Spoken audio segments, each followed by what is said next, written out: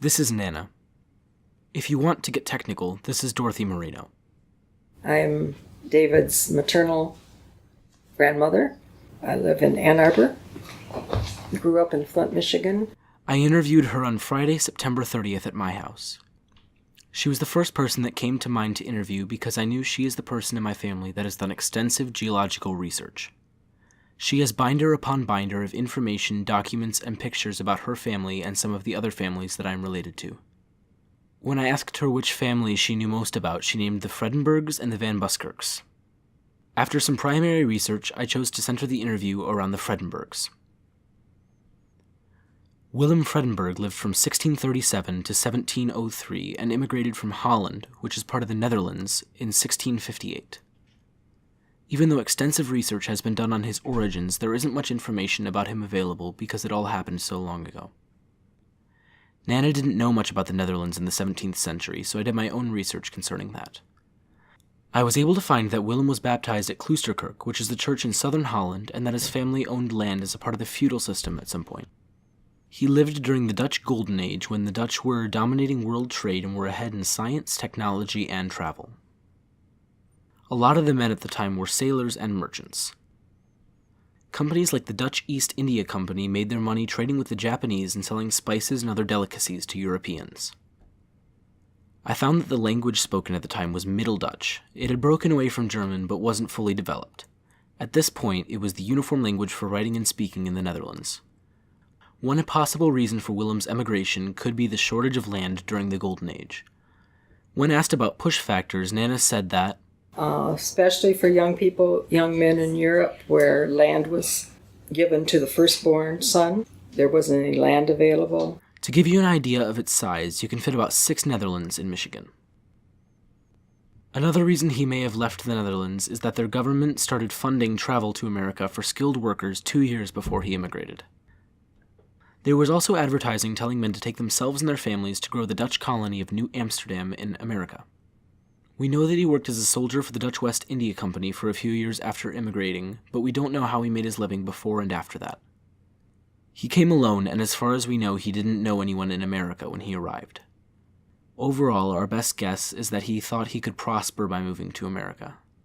He left from Amsterdam on the ship called the Gilded Beaver on May 17, 1658, and landed in New Amsterdam in what is now New York in July of the same year. Once in America, he lived in what is now Kingston, New York, before he was given land by the Dutch West India Company near Broadway. In American history, the terms melting pot and salad bowl are antonyms.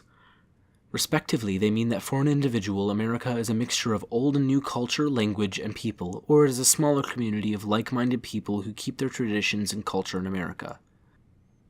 When Willem Fredenberg first moved to America, he experienced it as a salad bowl. Because he lived in pre-colonial New Amsterdam, as Nana put it, travel was difficult. Communication was not around. For these reasons, he would have lived and breathed Dutch culture. Besides the Dutch people at the time being Protestant Christians due to the recent Protestant Reformation, I could find little to nothing about the culture and traditions of the 17th century Dutch.